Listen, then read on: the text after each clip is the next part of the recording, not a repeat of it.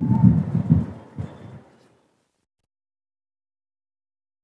दोस्तों, कैसे हैं आप लोग। सरकारी तैयारी में आपका स्वागत है। और कल हम लोग इंडियन एविडेंस एक्ट का इंट्रोडक्शन पार्ट देख लिए थे और उसमें सेक्शन 3 तक भी देख लिए थे, ठीक है। और आज से हम लोग को सेक्शन 4 देखना था, ठीक है। लेकिन उसमें हम बताए थे कि एविडेंस का कुछ प्रकार होता है और उसके प्रकार को जो है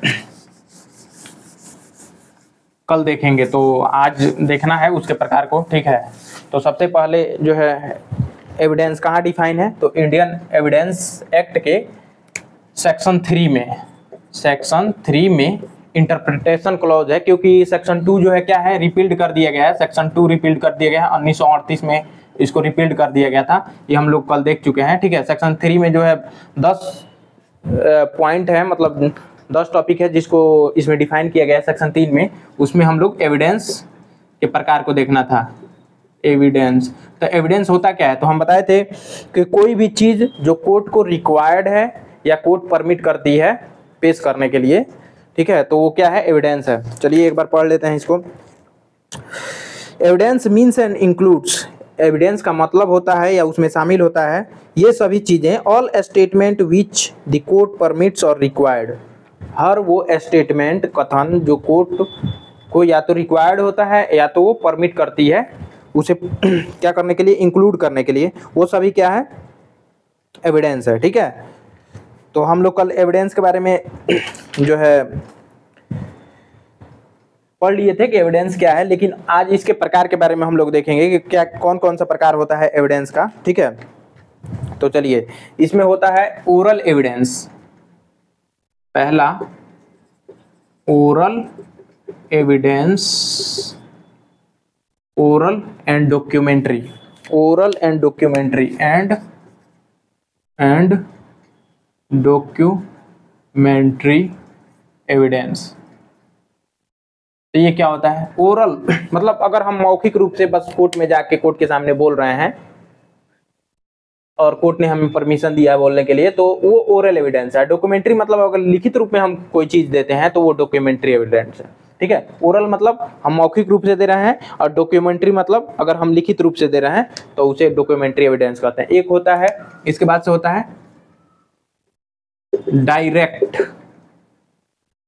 डायरेक्ट एंड सर्कमस्टेंशियल एविडेंस। देखिए, डायरेक्ट मतलब कि जैसे मैं खुद जाकर अगर बोलता हूं या कोई किसी ने देखा है वह क्राइम होते हुए, ऑफेंस होते हुए किसी ने देखा है, तो वो डायरेक्ट एविडेंस है, ठीक है। और अगर मान लीजिए कि वो चेन ऑफ सर्कमस्टांसेस से पता चल रहा है, मान लीजिए किसी ने देखा नहीं है वो क्राइम को होते हुए, लेकिन कुछ चीजें जुड़ के इससे पता चल रही हैं कि वो क्राइम उसी ने ही किया है। जैसे मान लीजिए कि एक आर वर्सेस फोस्टर का केस था जिसमें किसी ने देखा नहीं कि जैसे एक व्यक्ति ट्रक के कुचलने से उसकी मौत हो जाती है, लेकिन किसी ने देखा नहीं कि उसकी मौत कैसे हुई, ठीक है। लेकिन उसके मौत के बाद वहां से एक काफी तेजी से ट्रक जाते हुए लोगों ने देखा था, ठीक है। तो ये क्या है, एक चेन जुड़ रहा है ना कि किसी ने देखा नहीं उसके मर्डर करते हुए, लेकिन वहां से एक खूब तेजी से ट्रक जाते हुए देखा और उससे ये साबित होता है कि उस ट्रक से उसकी मौत हुई थी। ये किस में हुआ था, आर वर्सेस फोस्टर में। तो किसी ने देखा नहीं था, तो ये चेन ऑफ सर्कमस्टांसेस से पता चलता है, चेन ऑफ से पता चलता है, ठीक है ना। सर्कमस्टेंशियल एविडेंस मतलब कि किसी ने डायरेक्ट देखा नहीं है, कोई गवाह नहीं है, ठीक है। लेकिन डायरेक्ट में क्या है कि जैसे ए ने बी को मर्डर करते हुए देख लिया, ए ने देखा, तो ए क्या है, ए ने देखा, तो वो क्या है, डायरेक्ट एविडेंस है, ठीक है। किसी ने होते हुए देख लिया, क्राइम होते हुए देख लिया, तो वो डायरेक्ट एविडेंस है, ठीक है। उसके बाद से एक होता है ओरिजिनल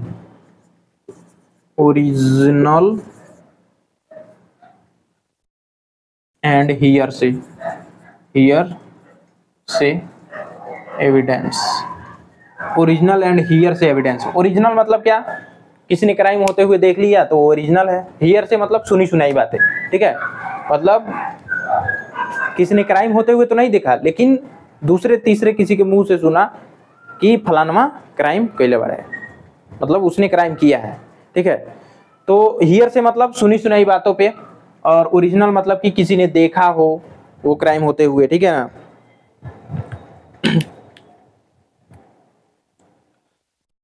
अब देख लीजिए, तो ओरिजिनल क्या है, मतलब कोई भी ओरिजिनल, सिर्फ ओरिजिनल ही कोर्ट में एडमिसिबल होता है। ठीक है,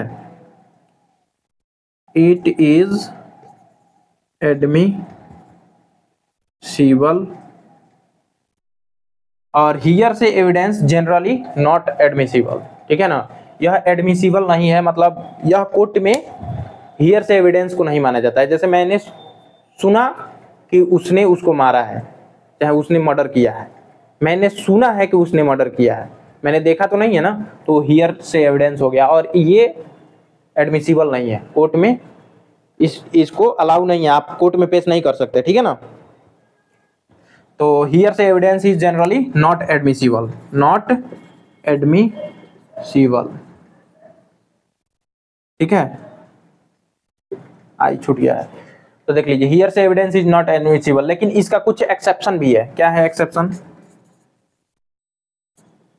एक्सेप्शन क्या है, देखिए, हियर से एविडेंस, सुनी सुनाई बातों को कोर्ट नहीं मानता है। ठीक है, लेकिन इसमें कुछ एक्सेप्शन है। एक्सेप्शन क्या है? जैसे रेस जेस्टा हो गया,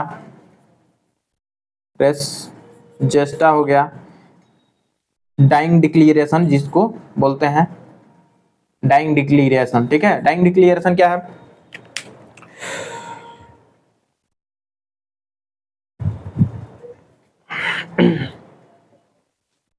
मतलब रेस जेस्टा में ही आ जाएगा, लेकिन थोड़ा सा देख लेता है। जैसे एक्सेप्शन क्या है? Dying declaration. डाइंग डिक्लेरेशन क्या है? मतलब जैसे मरते हुए, जैसे कोई व्यक्ति का क्या बोलते हैं, किसी ने चाकू से मारा और वो एडमिट है हॉस्पिटल में, लेकिन किसी ने देखा नहीं उसको चाकू से मारते हुए। ठीक, और वो जब हॉस्पिटल में था तो ये बोलकर मर गया कि फलाने व्यक्ति ने मुझे मारा है। ठीक है, और वो तो मर गया। अब जिसने वो बात सुना उसको कहते हुए, वो जाकर कोर्ट में बताएगा कि ये जब मरने से पहले इन्होंने उनका नाम लिया था। तो यही है डाइंग डिक्लेरेशन, क्योंकि ये तो मतलब जो भी बताएगा कोर्ट को, वो तो सुना हुआ बात ही तो बता रहा है। लेकिन कोर्ट में क्या है कि hearsay evidence is not admissible, but dying declaration is exception of hearsay evidence. मतलब डाइंग डिक्लेरेशन जो है हियर से एविडेंस का क्या है? एक्सेप्शन है, क्योंकि हियर से एविडेंस एडमिसिबल नहीं है। लेकिन मरते हुए व्यक्ति ने, अच्छा ऐसा क्यों है? ऐसा इसलिए है, डाइंग डिक्लेरेशन को इसलिए एडमिसिबल है वो, क्योंकि एक कोई मुहावरा है, जैसे मरते हुए कोई भी व्यक्ति अपने भगवान के पास झूठ शब्द बोल के नहीं जाएगा, मतलब झूठ बोलते हुए नहीं जाएगा, ऐसा कुछ है उसमें। ठीक है ना, ठीक है, तो ये देख लीजिएगा। मतलब तो रेस जेस्टा हो गया, एडमिशन एंड कन्फेशन हो गया, dying declaration, treaty, expert opinion, ये सब क्या है? एक्सेप्शन है। एक्सेप्शन में क्या है? Dying declaration, res gestae, admission and confession, admission and confession, treaties, और क्या हो जाएगा वो, एक और क्या था, expert opinion, expert opinion, expert opinion, ये सब क्या है? ये सब हियर से एविडेंस का एक्सेप्शन है। जैसे एक्सपर्ट ओपिनियन क्या है? जैसे मान लीजिए कोई व्यक्ति देखा तो नहीं है कुछ होते हुए, लेकिन वो अपने नॉलेज से, एक्सपर्टाइज से, मतलब एक्सपीरियंस से ये बता रहा है कि इसमें ऐसा होता है, और उसको कोर्ट क्या कर लेगी? एडमिट कर लेगी। ठीक है, तो ये इसका एक्सेप्शन है, देख लीजिएगा। ठीक है, अब एक क्या है इसके बाद? Primary and secondary evidence. Primary and secondary evidence, तो प्राइमरी एविडेंस क्या है? मतलब जो भी एविडेंस अगर दिया जा रहा है, जैसे कोई भी डॉक्यूमेंट दिया जा रहा है तो वो प्राइमरी हो जाएगा, ठीक है। कोई भी डॉक्यूमेंट अगर कोर्ट में दिया जा रहा है वो ओरिजिनल है तो प्राइमरी हो जाएगा। लेकिन अगर ओरिजिनल नहीं है, उसका फोटोकॉपी हम दे रहे हैं या कुछ भी, मतलब उसका दूसरा रूप कोई भी दे रहे हैं, तो क्या हो जाएगा, सेकेंडरी एविडेंस हो जाएगा। सेकेंडरी एविडेंस मतलब कि फोटोकॉपी या उसका दूसरा रूप, फोटोकॉपी मान लीजिए, ठीक है, तो ये सेकेंडरी एविडेंस हो जाएगा। प्राइमरी मतलब अगर ओरिजिनल आप डॉक्यूमेंट दे रहे हैं या कोई भी एविडेंस दे रहे हैं तो क्या हो जाएगा, प्राइमरी एविडेंस हो जाएगा। अगर प्राइमरी नहीं है, ठीक है, मान लीजिए कि कोई डॉक्यूमेंट था जिसको मैंने पढ़ा था, ठीक है, मैंने पढ़ा था, अब वो मिल नहीं रहा है, चाहे मान लीजिए कि वो ऐसे जगह पे है जिसको लाना संभव नहीं है और मैं जाके कोर्ट को बता रहा हूं, तो वो सेकेंडरी एविडेंस हो जाएगा, ठीक है। तो ये हो गया प्राइमरी और सेकेंडरी। एक और होता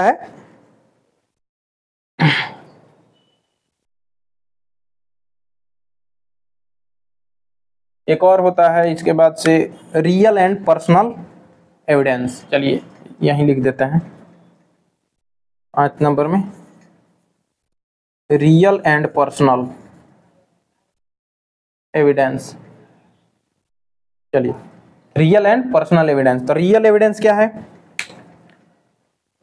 जैसे क्राइम के जगह पे चाकू मिला, जहां मर्डर हुआ था वहां चाकू मिला या बंदूक मिला, या मान लीजिए कि खून से सना हुआ कपड़ा मिला, हेयर मिला मतलब बाल मिला, तो जो भी वो मिलता है वो रियल एविडेंस है, ठीक है। मतलब उस पॉइंट पे, क्राइम के पॉइंट पे जो भी चीजें मिलती हैं वो रियल एविडेंस है। पर्सनल एविडेंस क्या है, मैं खुद जाके कोर्ट के सामने या पुलिस के सामने, पुलिस ऑफिसर के सामने बोल रहा हूँ कि मैंने क्राइम किया है, ये पर्सनल एविडेंस हो गया।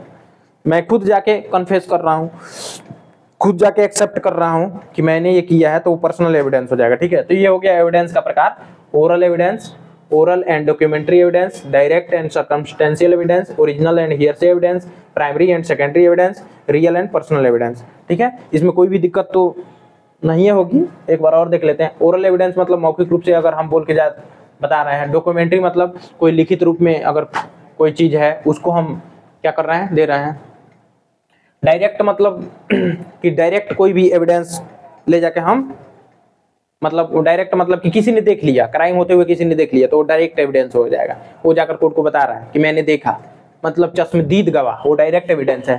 सर्कमस्टेंशियल मतलब किसी ने देखा तो नहीं है, लेकिन एक चेन ऑफ सर्कमस्टांसेस से पता चल रहा है कि क्राइम उसी ने किया होगा, तो वो हो गया सर्कमस्टेंशियल एविडेंस। ओरिजिनल एविडेंस मतलब, ओरिजिनल मतलब कि जैसे जो चश्मदीद गवाह है वो जाकर कोर्ट को बता रहा है कि मैंने देखा है, तो ये ओरिजिनल एविडेंस है, ठीक है। लेकिन अगर वो ये जाकर बोल रहा है कि नहीं मैंने देखा तो नहीं लेकिन मैंने सुना है, तो वो हियर से एविडेंस हो जाएगा, वो नॉट एडमिसिबल है, मतलब कोर्ट में अलाउ नहीं है। आप जाके बोल नहीं सकते कि मैंने सुना तो ये ऐसे है, इसने मारा, तो ये, लेकिन किस किस चीज में उसका एक्सेप्शन क्या है, dying declaration, res gestae, admission and confession, expert opinion और ट्रीटीज, इन सब चीजों में क्या है, हियर से एविडेंस अलाउ है, ठीक है। उसके बाद से प्राइमरी एंड सेकेंडरी एविडेंस होता है। प्राइमरी मतलब कि कोई भी एविडेंस आप ओरिजिनल ले जाके दे रहे हैं कोर्ट को, तो प्राइमरी एविडेंस है।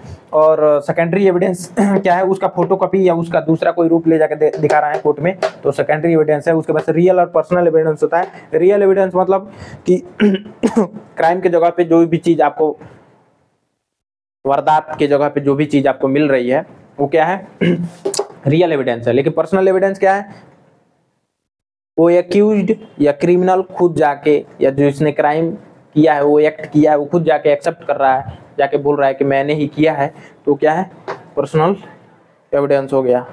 तो चलिए अब आगे बढ़ते हैं। हो सेक्शन 4 पे देखिए, ये किताब बहुत ही जरूरी है, ये किताब तो होना ही चाहिए। कौन सा है ये, बेयर एक्ट है ओपी राय का। किसी भी राइटर का अगर बेयर एक्ट है आपके पास तो जरूरी है, वो आपके पास होना ही चाहिए, क्योंकि मैं इसी से पढ़ाऊंगा भाई, ठीक है, इसी से हम लोग देखेंगे। चलिए सेक्शन 4 देखते हैं। अब तीसरा सेक्शन हो गया खत्म, सेक्शन 4। इसमें देखिए अभी ये क्या चल रहा है, पार्ट एक क्या है, इसमें 2 चैप्टर हैं, चैप्टर 1 और चैप्टर 2। चैप्टर 1 में कितने सेक्शन हैं, 1 से लेके 4 तक। चैप्टर 2 में कितने सेक्शन हैं, 5 से लेके 55 तक। ठीक है ये, और आज चैप्टर 1 खत्म करने जा रहे हैं, सेक्शन 4। ठीक है, तो चलिए देख लेते हैं सेक्शन 4 धड़ाक से, मतलब जल्दी से। ठीक है, पहले पढ़ दें हम सेक्शन 4, मे प्रिज्यूम और शैल प्रिज्यूम, मतलब प्रिजम्पशन है। ठीक है, सेक्शन 4 में क्या है, प्रिजम्पशन, मे प्रिज्यूम और शैल प्रिज्यूम। तो इसको इरेज कर दें।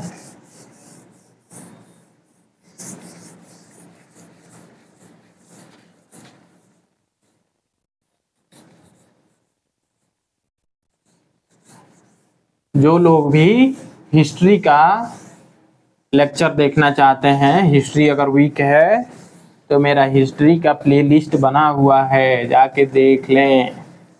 ठीक है, हिस्ट्री मैंने पढ़ा रखा है, मेडिवल हिस्ट्री, जाकर देखें आपको समझ में आता है कि नहीं, और कमेंट करें।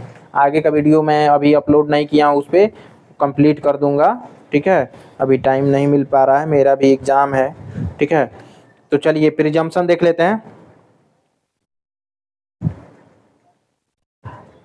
देखिए प्रिजम्पशन, तो चैप्टर 1 में क्या है, प्रीलिमिनरी है, और प्रीलिमिनरी ही हम लोग पढ़ रहे हैं। ठीक है, उसके बाद से हम लोग पढ़ेंगे रिलीवेंसी ऑफ फैक्ट। ठीक है, तो इसमें क्या है, रिलीवेंसी ऑफ फैक्ट्स। ठीक है, ये क्या है, प्रीलिमिनरी, जो कि अभी खत्म होने वाला है, प्रीलिमिनरी। ठीक है, प्रीलिमिनरी। ठीक है, अब देखिए हम लोग सेक्शन 4 देखने जा रहे हैं, क्या है, प्रिजम्पशन। अब देखिए प्रिजम्पशन 2 तरह के होते हैं, एक होता है मे प्रिज्यूम, एक होता है शैल प्रिज्यूम। मे प्रिज्यूम, शैल प्रिज्यूम। मे प्रिज्यूम क्या है, कोर्ट कुछ चीजें मान के चलती है, और वो कोर्ट मान भी सकती है और नहीं भी मान सकती है। ठीक है, और कुछ चीजें होती है जो शैल प्रिज्यूम, कोर्ट को मानना ही मानना है। ठीक है, देखिए मे प्रिज्यूम मतलब कोर्ट मान भी सकती है, नहीं भी मान सकती है, कुछ चीजें कोर्ट मान के चलती है। ठीक है, और कुछ चीजें ऐसी होती हैं जिसमें कोर्ट को मानना ही मानना है। ठीक है, तो प्रिजम्पशन क्या है, तो कुछ चीजें कोर्ट मान के चलती है, जैसे दिन के बाद रात होगी। ठीक है,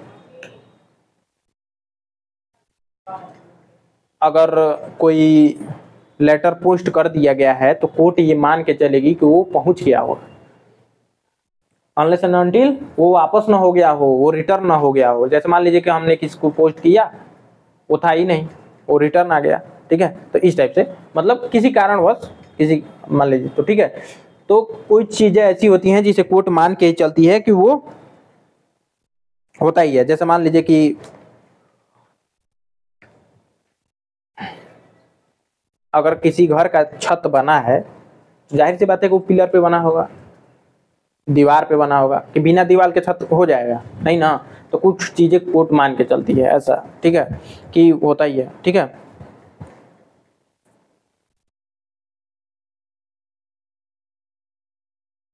जैसे मान लीजिए कि मेरे पास कोई सामान पाया गया।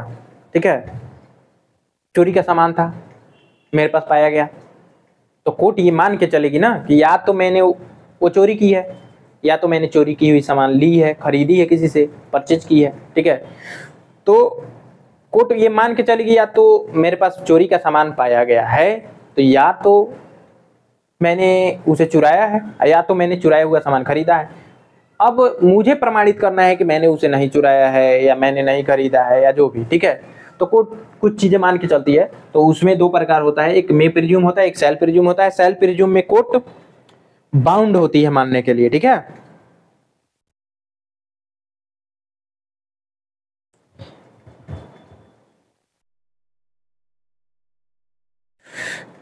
ठीक है। तो सेल्फ प्रिज्यूम में क्या है, कोर्ट बाउंड होती है मानने के लिए, लेकिन मे प्रिज्यूम में कोर्ट बाउंड नहीं है। मान लीजिए कोर्ट मान ली कि ऐसा होता है, अब तुम इसे प्रमाणित करो कि ये होता है या नहीं होता है। ठीक है, अगर मान लो चोरी की हुई चीज मेरे पास पाई गई है, ठीक है, और कोर्ट ये मान के चलेगी कि या तो मैंने चुराया है या तो मैंने चुराया हुआ सामान खरीदा है। अब इसमें क्या है कि अब हम प्रमाणित कर दें कि मैंने नहीं चुराया है, तो भाई एविडेंस देंगे कि मैंने नहीं चुराया है, या जो भी कोर्ट ये मान लेगी कि तो हाँ आपने नहीं चुराया है। अगर हम प्रमाणित कर पाते हैं कि मैंने नहीं चुराया तो कोर्ट मान लेगी कि मैंने नहीं चुराया है। अगर प्रमाणित नहीं कर पाए तो भाई कोर्ट मान के चलेगी कि मैंने चुराया है। ठीक है, अब देखिए,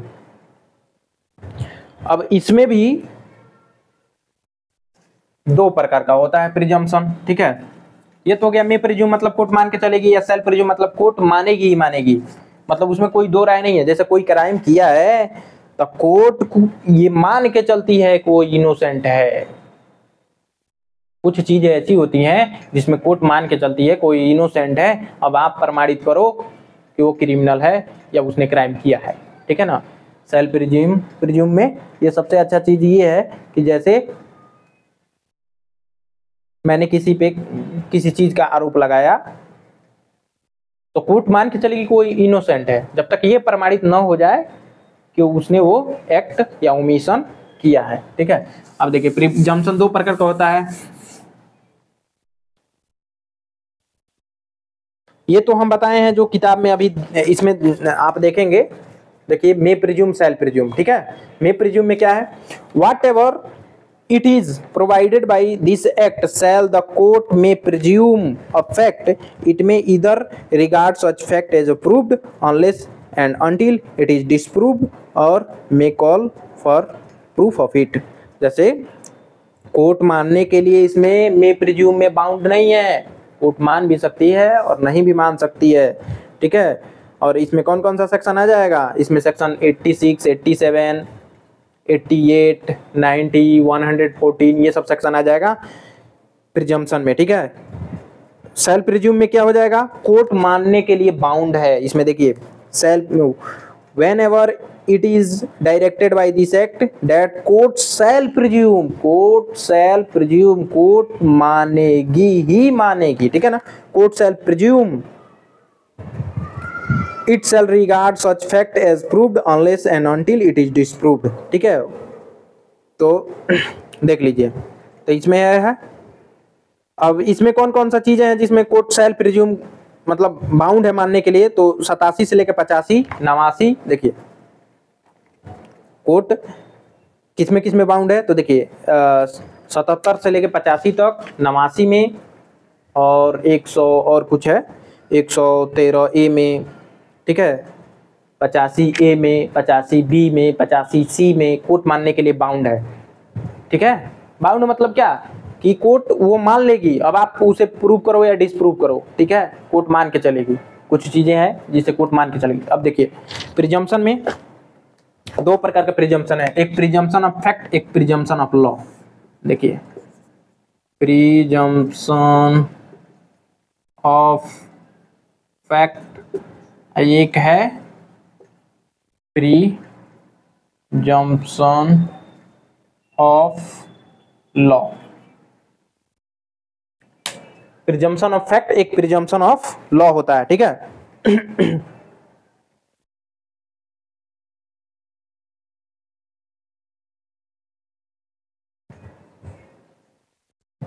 अब देखिए तो प्रिजम्पशन ऑफ फैक्ट जहां पर भी मे प्रिज्यूम लिखा होगा, जहां कहीं भी अगर मे प्रिज्यूम लिखा होगा तो कोर्ट मानने के लिए बाध्य नहीं है, बाउंड नहीं है। कोर्ट वहां मान भी सकती है और नहीं भी मान सकती है। देखिए प्रिजम्पशन ऑफ फैक्ट में क्या है, जैसे एक सेक्शन है सेक्शन 98 शायद, सेक्शन 98 है, उसमें मे प्रिज्यूम है कि 30 साल पुराना अगर कोई डॉक्यूमेंट है तो कोर्ट मान लेगी कि वो ओरिजिनल है। देखिए 30 साल पुराना अगर कोई डॉक्यूमेंट है, कोई लिखित कागज है या कुछ भी है, तो कोर्ट ये मान लेगी कि ओरिजिनल है, लेकिन मानने के लिए वो बाध्य नहीं है। वो मान भी सकती है और नहीं भी मान सकती है। क्या है 98? देखिए बताते हैं। Evidence as to meaning of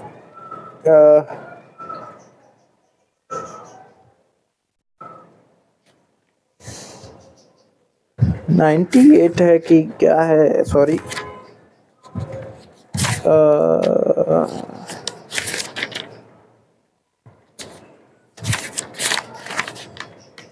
sorry 90 है, 90 सॉरी 90 है। देखिए, presumption as to document 30 years old where any document purporting or proved to be 30 years old is produced from any custody with the court is the particular case considered proper. Court may presume that signature and every other part of such document is क्या original. मतलब आगे भी बहुत सारा चीज लिखा हुआ है। देखिए, अगर कोई कागज पे, कोई भी डॉक्यूमेंट पे अगर साइन है या जो कुछ भी है वो 30 साल पुराना है, तो कोर्ट में प्रिज्यूम मान भी सकती है कि ओरिजिनल है, नहीं भी मान सकती है। ठीक है ना। तो प्रिजम्पशन ऑफ फैक्ट में क्या है कि कोर्ट मानने के लिए बाध्य नहीं है, कोर्ट मानने के लिए बाध्य नहीं है। ठीक है। और मे प्रिज्यूम में आएगा, उसमें कौन कौन सा सेक्शन आ जाएगा? देखिए, बेयर एक्ट से ही हम पढ़ा रहे हैं, बेयर एक्ट आपके पास होना ही चाहिए। तो इसमें आ जाएगा 86, 87। ठीक है। मे प्रिज्यूम में जहां जहां मे प्रिज्यूम लिखा है तो उसमें कोर्ट मानने के लिए बाध्य नहीं है। ठीक है, उसमें कोर्ट मानने के लिए बाध्य नहीं। तो प्रिजम्पशन ऑफ फैक्ट में क्या हो जाएगा? मे presume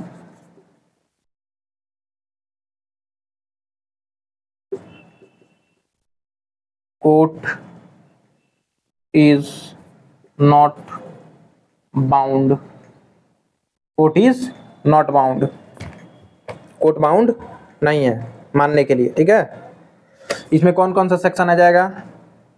86, 87, 88, 90, 114।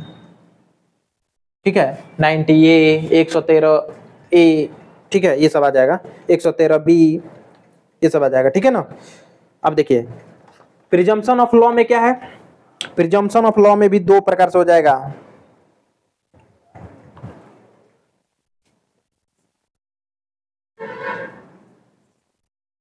shall presume conclusive proof। देखिए, ध्यान से समझिएगा, प्रिजम्पशन ऑफ लॉ में भी दो प्रकार से हो जाएगा, सेल प्रिज्यूम और मतलब इसमें देखिए, इसमें क्या है? मे प्रिज्यूम है। इसमें दोनों में क्या है? सेल प्रिज्यूम है। दोनों में सेल प्रिज्यूम है। देखिए, इसमें भी सेल प्रिज्यूम है। सेल प्रिज्यूम मतलब कोर्ट बाउंड है, court is bound, court bound है मानने के लिए। ठीक है। मतलब बाउंड मतलब क्या? जैसे आपने चोरी की, सपोज मानिए, एक बात कर रहा है, तो कोर्ट मान लेगी कि आपके पास चोरी का सामान पाया गया, तो कोर्ट मान लेगी कि या तो आपने चोरी की है या तो आपने चोरी किया हुआ खरीदा है। कोर्ट ये मान लेगी, सेल प्रिज्यूम, ये नहीं कि नहीं इनोसेंट मान लेगी। मतलब एक बात कर रहा है ना। तो देखिए, दोनों में सेल प्रिज्यूम है, कंक्लूसिव प्रूफ में इसमें भी सेल प्रिज्यूम, सेल प्रिज्यूम, और इसमें भी court is bound, court is bound, इसमें भी कोर्ट बाउंड है मानने के लिए। ठीक है। दोनों में कोर्ट बाउंड है मानने के लिए। तो अंतर क्या है? तो इसमें ये है, इसमें एविडेंस इज अलाउ, आप एविडेंस दो, हम मान लेंगे कि आपने चोरी नहीं की है। समझ में आ रहा है क्या कह रहे हैं? आप एविडेंस दो, आप इसे डिस्प्रूव करो, हम मान लेंगे कि तुमने ये क्राइम नहीं किया है। समझ रहे हैं ना। तो इसमें एविडेंस अलाउ है, इसमें एविडेंस नॉट अलाउ है। इसमें कोर्ट मान लेगी और एविडेंस भी आप नहीं दे पाएंगे। मतलब इसमें अगर आ गए भैया तो बस, उसमें एविडेंस भी कोर्ट नहीं लेती है। तो इसमें evidence is allow, evidence is allowed to disprove. इसमें क्या है? एविडेंस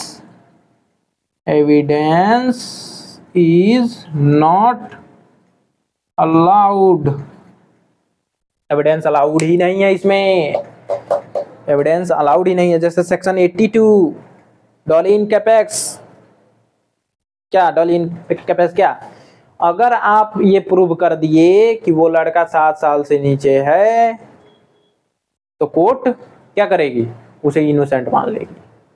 अगर वो किसी का मर्डर कर दिया और आप ये सिर्फ प्रमाणित कर दिए कि वो 7 साल से नीचे है तो भैया वो एक्सेप्शन में आ जाएगा। कोर्ट तब फिर फर्दर एविडेंस नहीं लेगी कि उसने मर्डर किया है। आप चाहे जितना भी हथियार दे दें कि इसी तलवार से चाहे चाकू से उसने मारा है घप घप करके, तब भी कोर्ट उसको निर्दोष ही मानेगी। क्यों भैया, क्योंकि कोर्ट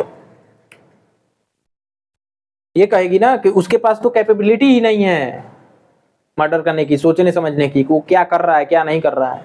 ठीक है, तो इसमें एविडेंस नॉट अलाउड मतलब एविडेंस ही नहीं अलाउ होगा उसको डिस्प्रूव करने के लिए। ठीक है, कि वो इनोसेंट नहीं है चाहे क्रिमिनल है कि नहीं है। ठीक है, तो इसमें देखिए सेल्फ प्रिज्यूम में क्या है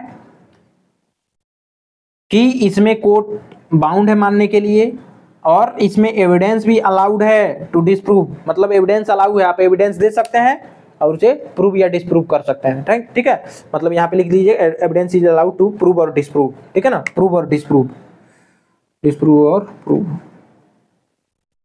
लिख लीजिएगा। ठीक है ना, क्या लिख लीजिएगा, evidence is allowed to prove और डिस्प्रूव, मतलब आप प्रूव या डिस्प्रूव करने के लिए इसमें एविडेंस दे सकते हैं लेकिन इसमें एविडेंस नहीं दे सकते हैं। ठीक है, और क्या भैया, तो सेल्फ प्रिज्यूम डिस्प्रूव कर सकते हैं। और इसमें कौन कौन सा सेक्शन आ जाएगा, इसमें सेक्शन आ जाएगा 89 मतलब सेल्फ प्रिज्यूम जिसमें कोर्ट मान के चलती है और लेकिन उसमें एविडेंस भी अलाउ है, आप एविडेंस दे सकते हैं। ठीक है, तो इसमें आ जाएगा 79 से 85 और 89 सेक्शन। ठीक है, ये क्या है,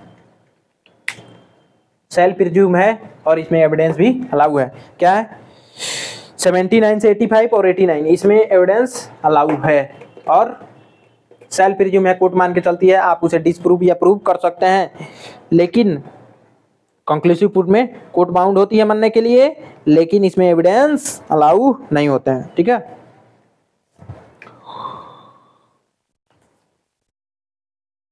और क्या भैया, हाँ तो इसमें क्या लिख लीजिएगा, सेक्शन 82 लिख लीजिएगा। अभी जो एग्जांपल दिए किसका, आईपीसी का, आईपीसी का सेक्शन 82, ये भी आईपीसी का है। ठीक है, आईपीसी का सेक्शन 82।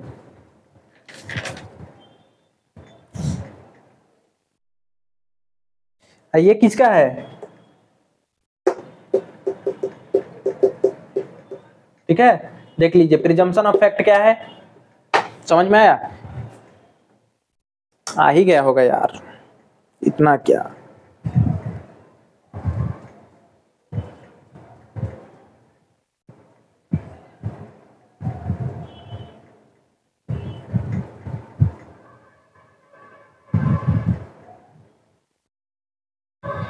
चलिए तो ये हो गया खत्म। अब हम लोग पढ़ेंगे क्या, इसको इरेज कर दे रहे हैं। अब हम लोग आ गए पार्ट 2 पे। ठीक है,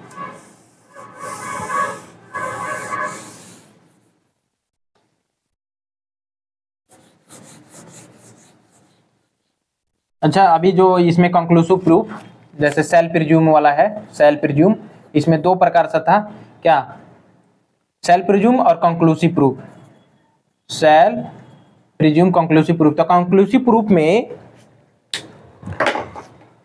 जो लड़का है अगर वो मर्डर भी कर देता है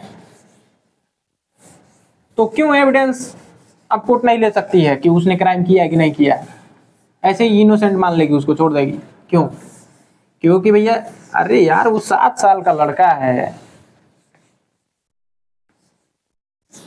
वो क्या ही कॉन्सेप्ट बना पाएगा कि चाहे उसके पास क्या ही दिमाग होगा कि वो अपने भाई को अगर मार देता है तो प्रॉपर्टी उसके नाम हो जाएगी। क्या वो सोच सकता है, इतना नहीं सोच सकता है ना। 7 साल से नीचे या 7 साल का लड़का वो सोच सकता है वो अपने भाई का अगर मर्डर कर देता है तो पूरी जायदाद उसकी हो जाएगी, नहीं ना। इसीलिए ऐसा है, ठीक है, कि उसमें आ जाएगा, ठीक है। चलिए तो अब देखते हैं चैप्टर 2 पे आ गए हम लोग। किसमें? यूनिट क्या बोलते हैं, भाग पार्ट 1 के चैप्टर 2 में कितना सेक्शन है? 5 से लेके 55 तक, और 21 का बात करता है relevancy of fact. Relevancy of fact ये क्या है? तो ये फैक्ट इन इशू से क्या है? रिलेटेड है, ठीक है ना, या इम्पोर्टेंट है, तो ये है। तो अब चलिए सेक्शन 5 को देखते हैं।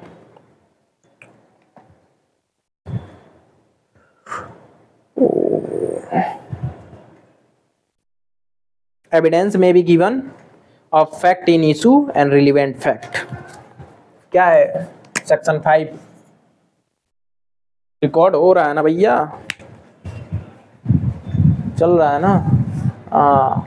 रिलीवेंसी ऑफ फैक्ट, ठीक, गुड। चलिए हो रहा है रिकॉर्ड। तो सेक्शन 5 क्या है? एविडेंस में बी गिवन, एविडेंस में be given of fact in issue and relevant fact। देखिए एविडेंस में भी given of fact in issue और रिलेवेंट फैक्ट। देखिए एविडेंस किस पे दिया जाएगा भैया?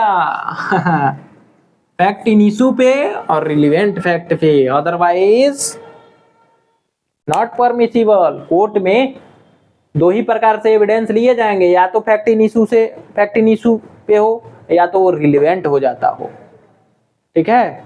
बस 2 ही चीज पे एविडेंस लिए जाएंगे, अन्यथा नहीं लिए जाएंगे, ठीक है। कैसे? मान लीजिए कि किसी ने क्राइम किया,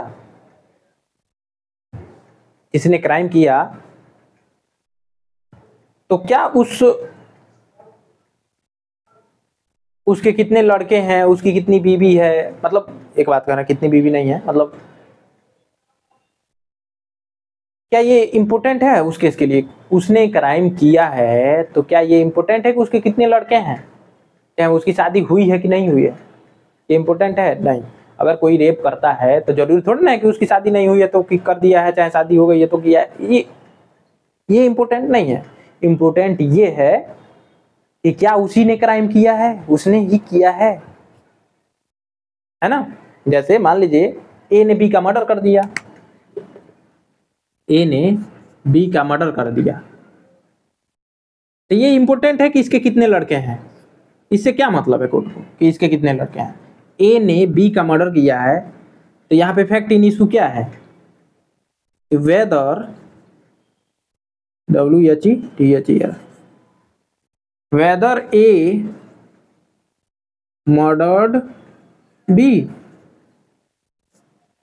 क्या ए ने बी का मर्डर किया है? ये फैक्ट इन इशू है। और इससे रिलेटेड जितने एविडेंस होंगे, हाँ, ए ने जिस चाकू से मर्डर किया है वो 2 दिन पहले दुकान से खरीदा था और खरीदते हुए देखा गया था। जो चाकू बरामद हुआ है साइट पे, मतलब बी का जहां मर्डर हुआ है वहां से जो चाकू बरामद हुआ है, वही सेम चाकू ए ने खरीदा था 2 दिन पहले। ये इंपॉर्टेंट हो जाएगा क्योंकि ये डायरेक्ट रिलेशन है इससे, है ना। इसके कितने लड़के हैं इट इज नॉट इंपॉर्टेंट। हाँ, एक और बात, कब इंपॉर्टेंट हो जाता है? ए का कोई लड़का था सी, इसने बी का मर्डर कर दिया। समझिए, ए का कोई लड़का था सी जिसने बी का मर्डर कर दिया, और कुछ दिन पहले ए से बी का झगड़ा हुआ था पैसा को लेके या जमीन को लेके। अब ये इंपॉर्टेंट हो जाता है कि सी, समझ में आ रहा है, क्योंकि ए से बी का झगड़ा हुआ था पैसा या जमीन को लेकर, और सी ने इसका मर्डर कर दिया। अब ये इंपॉर्टेंट हो जाएगा क्योंकि इसके पिताजी से झगड़ा हुआ था, ये खुन्नस में होगा कि साले ने हमारे बाप को ऐसे बोला है, सॉरी मतलब बाप नहीं बोलना चाहिए था, कि मेरे पिताजी को इस शब्दों में बोला है, मतलब उल्टे सीधे बोला है, तो ये खुन्नस निकालने के लिए चढ़ा दिया होगा, नाप दिया। ठीक है, तो ये हो गया। तो बताइए एविडेंस सिर्फ किस में लिए जाएंगे? दो ही चीज में लिए जाएंगे, फैक्ट इन इशू में और रिलेवेंट फैक्ट में, बस और किसी चीज में नहीं लिए जाएंगे। ठीक है, बस इतना ही ध्यान रखिए कि एविडेंस किससे? फैक्ट इन इशू से और रिलेवेंट फैक्ट से लिए जाएंगे। हाँ, एक और चीज है इसमें कि अगर सीपीसी में मना किया गया है, अगर सीपीसी ने मना किया है तो उसमें फर्दर एविडेंस नहीं लिया जाएगा। अगर सीपीसी ने मना किया है, सीपीसी में मना किया गया है कि इस चीज में एविडेंस नहीं लिया जाएगा, तो उसमें एविडेंस नहीं लिया जाएगा, नहीं तो बाकी सब में एविडेंस लिया जाएगा। अगर सीपीसी में मना किया गया एविडेंस देने के लिए तो ये सेक्शन 5 पावर नहीं देता है एविडेंस प्रोड्यूस करने के लिए। ठीक है, बस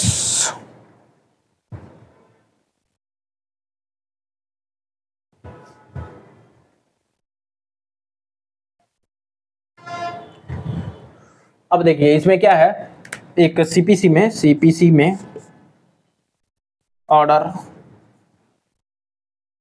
16 रूल 1 है। सीपीसी में ऑर्डर 16 रूल 1 है। ये क्या कहता है कि कोई भी गवाहों के नाम 15 दिन के अंदर पेश करने होंगे कोर्ट में। ये रूल 60 क्या बोलते हैं, ऑर्डर 16 का रूल 1 कहता है कि कोर्ट में 15 दिन के अंदर गवाहों के नाम पेश करने होंगे। अगर नहीं पेश करते हैं तो उसमें नहीं लिया जाएगा। जो भी गवाह आपके फेवर में है या जो भी आपके तरफ से गवाह है, अगर वो कोर्ट में गवाही देना चाहते हैं तो 15 दिन के अंदर में उनके नाम कोर्ट को देने होंगे। अगर नहीं दे पाते हैं तो गवाही एडमिसिबल नहीं है कोर्ट में। लेकिन हाँ, कोर्ट चाहे तो इसे 30 दिन तक 30 डेज तक एक्सटेंड कर सकती है। बताइए, इतना समझ में आया है ही क्या? समझ में आ ही रहा होगा यार, इतना आसान तो है। चलिए अब आगे बढ़ते हैं हम लोग।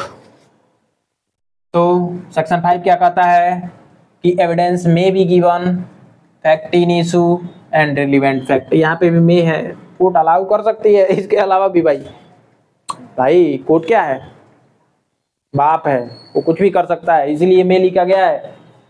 वो आगे भी अगर अपनी मान लीजिए कि इंक्वायरी में या जो भी हो रहा है उसमें चाहे तो वो इससे अलग भी कोई बात पूछ सकती है। मतलब उसको लगता है कि नहीं, ये इस सवाल का जवाब अगर हम लें, भले इससे रिलेटेड नहीं है, तो हो सकता है कि उसका जो जवाब हो वो इससे जुड़ा हुआ हो। मतलब एक बात कर रहे हैं, ठीक है, तो इसीलिए में है। ठीक है, तो एविडेंस में भी गिवन फैक्ट इन इशू और रिलेवेंट फैक्ट। चलिए अच्छा 6 नंबर देख लेते हैं सेक्शन।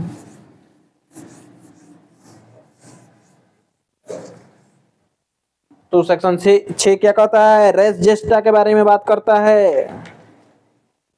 किसके बारे में बात करता है? Res gestae. लेकिन इसका नाम क्या है, देख लीजिएगा अच्छे का। Relevancy of fact forming part of same transaction. Relevancy of fact forming part of same transaction. देखिए, relevancy of fact forming part of same transaction, इसे रेस जेस्टा के नाम से भी जाना जाता है। किसके नाम से? रेस जेस्टा के नाम से भी जाना जाता है। जैसे relevancy of fact forming same transaction, जैसे मान लीजिए, अरे वही बात हो गई सर्कमस्टेंशियल जो एविडेंस है। जैसे किसी ने डायरेक्ट तो एक्ट होते हुए देखा नहीं, क्राइम होते हुए डायरेक्ट नहीं देखा, लेकिन कुछ कुछ चीजें जुड़ जुड़ के उसके पास पहुंच जा रही हैं कि उसी ने ऐसा किया होगा। वही है, देखिए forming part of same transaction, forming part of same transaction मतलब जो क्या है, अभी 5 नंबर में क्या पढ़े, फैक्ट इन इशू और रिलेवेंट फैक्ट। मतलब वो फैक्ट इन इशू से तो जुड़ा तो नहीं हुआ है, डायरेक्टली तो नहीं जुड़ा हुआ है फैक्ट इन इशू से। जैसे वेदर ए मर्डर्ड बी, सी सा ए मर्डर्ड बी, सी ने ए को बी का मर्डर करते हुए देखा, तो ये तो डायरेक्ट है, डायरेक्ट एविडेंस है कि उसने देखा। लेकिन अगर किसी ने देखा ही नहीं, तो कोई ऐसी चीज जो डायरेक्ट नहीं लेकिन कुछ कुछ चीजों से माने कड़ी कड़ी वाइज ऐसे जुड़ी हुई है, ठीक है, तो इसे ही कहेंगे forming part of fact, forming part of same transaction. जैसे आर वर्सेस फोस्टर में क्या हुआ था, आर वर्सेस फोस्टर में किसी ने मर्डर होते हुए नहीं देखा, लेकिन वहां से एक खूब तेजी से ट्रक भागते हुए देखा गया था, तो ये क्या है, और तो ये देखा गया कि खूब तेजी से ट्रक भागते हुए देखा गया, तो ये इसमें साबित होता है कि उसने मर्डर किया है, ठीक है। चाहे एक और है case,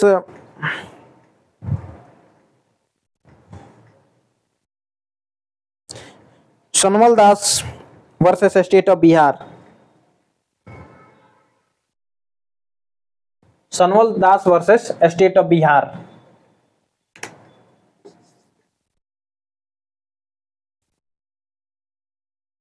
versus state of Bihar. इसमें क्या होता है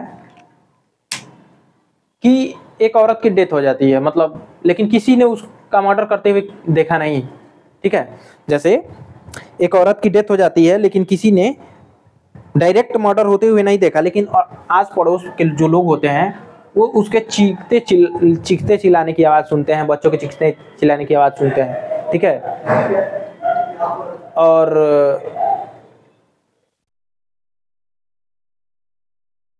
बच्चों के चीखने की आवाज सुनाई देता है, और औरत का भी चीखने चिल्लाने की आवाज सुनाई देता है।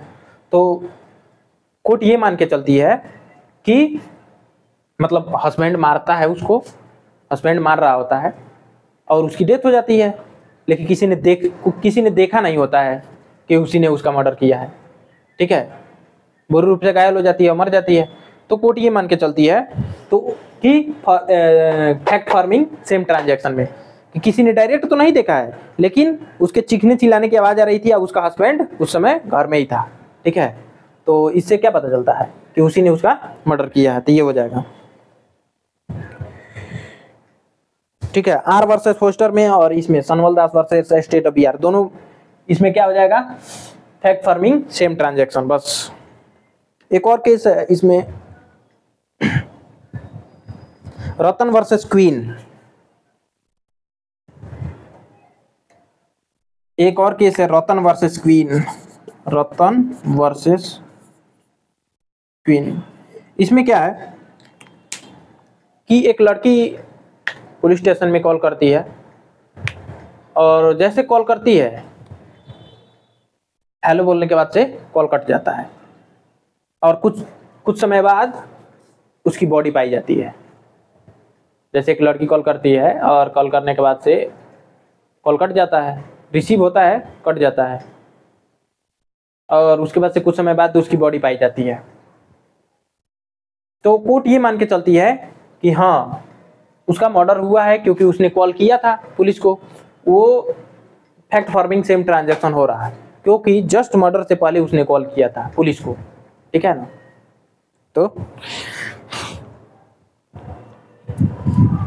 तो कोर्ट इसमें क्या fact farming in same transaction मान के चलती है। एक और केस है आर वर्सेस वेडिंग फील्ड। एक और केस है इसमें आर वर्सेस वेडिंग फील्ड। इसमें क्या होता है इसमें एक लड़की होती है, वो बोलती है oh my dear aunt, see wedding field what done to me. मतलब oh my dear aunt, aunt देखिए आपके वेडिंग फील्ड ने your wedding field what has done to me, आपके वेडिंग फील्ड ने मुझे क्या कर दिया। ठीक है, और उसके बाद से उसकी क्या हो जाती है, डेथ। तो कोर्ट ये मान के चलती है कि पहले तो स्टार्टिंग में कोर्ट ये fact forming part of same transaction नहीं मान के चलती है, लेकिन बाद में कोर्ट ये मान लेती है। ठीक है, शुरुआत में कोर्ट ये नहीं मानती है, लेकिन बाद में मान लेती है कि oh my dear aunt, see what wedding field has done to me, देखिए आपके वेडिंग फील्ड ने मुझे क्या कर दिया। तो फर्स्ट में और उसके बाद से उसकी डेथ हो जाती है। तो फर्स्ट में कोर्ट ये सेम ट्रांजैक्शन मान के नहीं चलता, लेकिन बाद में मान लेता है। ठीक है, तो ये हो गया सेक्शन 6। तो सेक्शन 6 क्या है कि मतलब डायरेक्ट किसी ने नहीं देखा है मर्डर करते हुए, लेकिन कुछ चीजें ऐसी होती हैं जो उसके साथ जुड़ती हैं। जैसे एक और केस था कोई, Sahu versus state of UP, Sahu versus state of UP. इसमें क्या होता है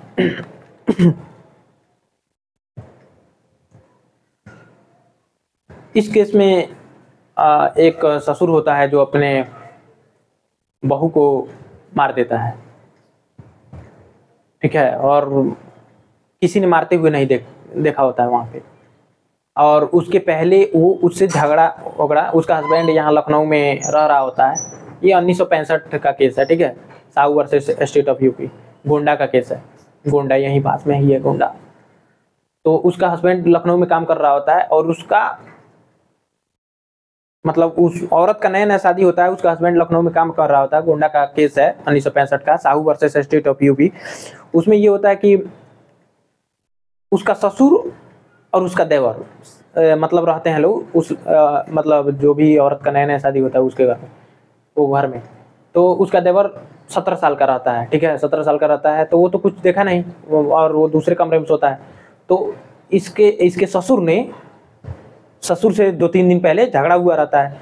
तो फिर से एक दिन झगड़ा होता है, और वो 17 साल का जो लड़का था उस औरत के पति का भाई, वो नहीं देखता है, और इसे मार देता है, वो अपने बहू को मार देता है, और निकल के बड़बड़ाते हुए कि आज झगड़ा का जड़ खत्म कर दिए, झगड़ा का जड़ खत्म कर दिए।